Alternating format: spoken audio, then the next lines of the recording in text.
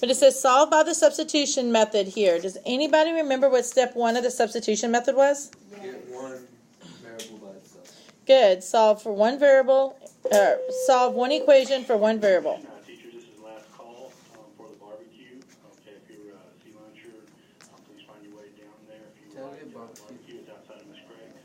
And for anybody, against all staff, last call for barbecue. Thank you. All right, so we need to pick an equation. Do you want to use the top equation or the bottom equation? Bottom. Top would probably be easier. Which equation are we going to solve for, x or y? 7. Okay, now remember, how do you get rid of a square? Square root. And when you take the square root of a number, what do you get? Positive. Positive or negative. So we probably don't want to use one that has a squared on it. So let's still use the top equation, but which variable do we want to solve for? Y. Let's solve for the y. So that means I'm going to have to move the 1 over. So x squared plus 1 equals y. Or if you prefer y to be first, you can write it as y equals x squared plus 1.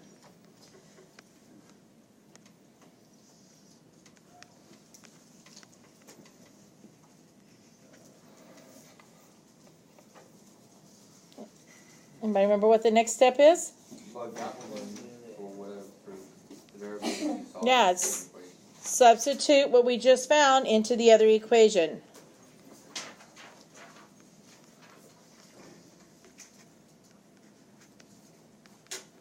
It has to be the other equation, though.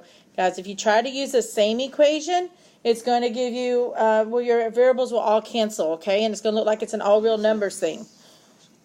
Substitute, and it's the one with a circle because it's step 1, into the other equation, and solve.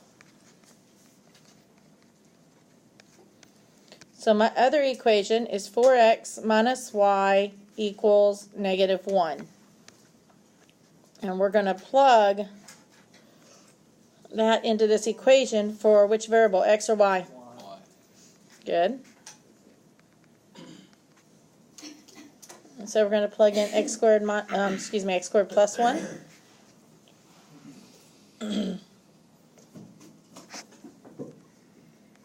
Okay, now how am I going to solve this? Yeah, distribute that negative symbol, or that negative, it's like a 1 there, remember? So we get 4x minus x squared minus 1 equals negative 1. What do we do when we have an x and an x squared? No. X squared. Throw it in front of it. We're going to set it equal to 0 and factor. All right, so what am I going to do? Negative x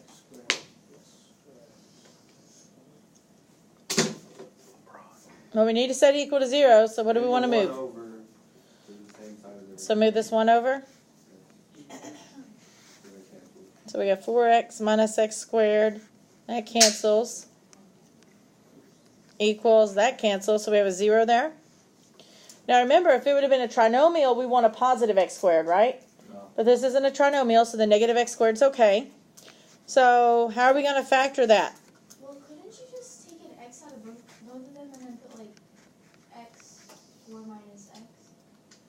Or is that Yes, exactly.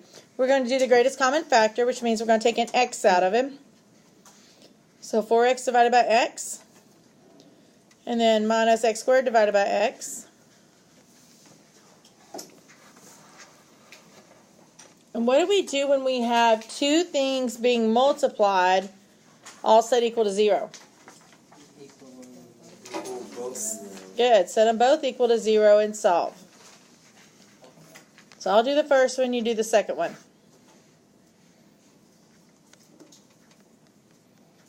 So I got 0, and what did y'all get? 4. Good.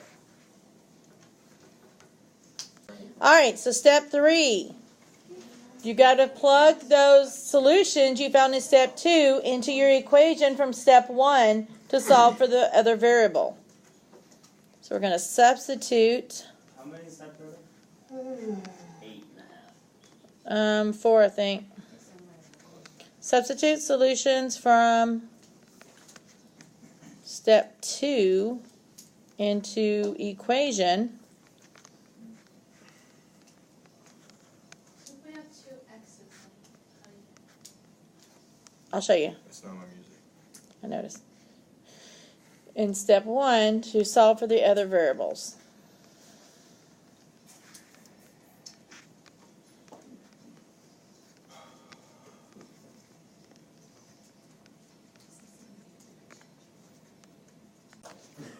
Alright, so we had when x equals 0, correct? We're going to have to do it for both of them. Well, first, what was the equation we got in step 1? Y equals x squared plus 1. Alright, so we had from step 2 x equals 0, so we're going to plug it in. So we get y equals 0 squared plus 1. Remember, PEMDAS says do exponents first, so what's 0 squared? 0. Plus 1. And so from here, we get the ordered pair 0, 1.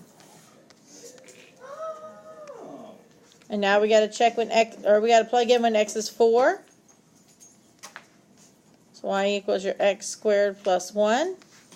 Again, exponents first. So what's 4 squared? 12. 16 plus 1. Potato. Guys, stop playing. All right, so we got y is 17. So what's my ordered pair? 4 17.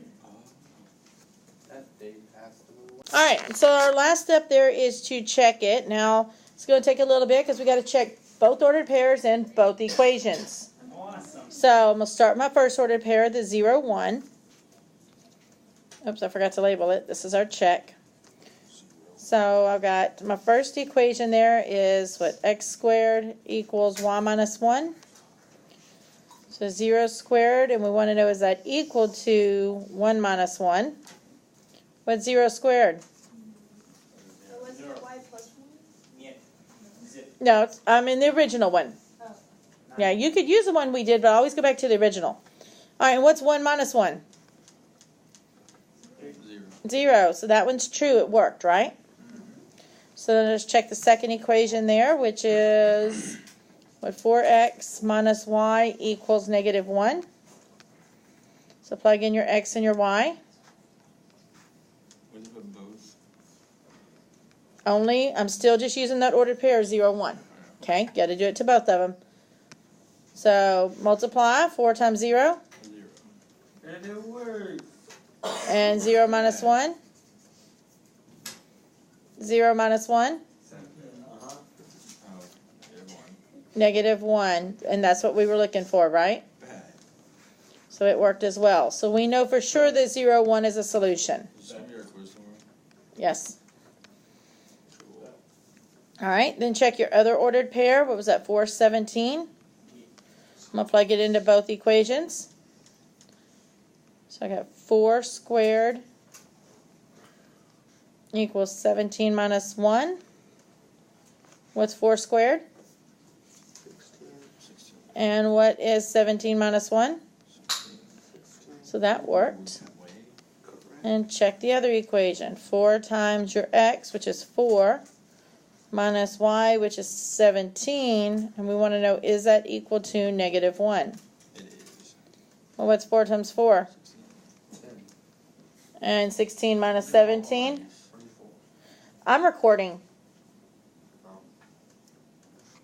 16 minus 17? Negative 1, which is what we were after.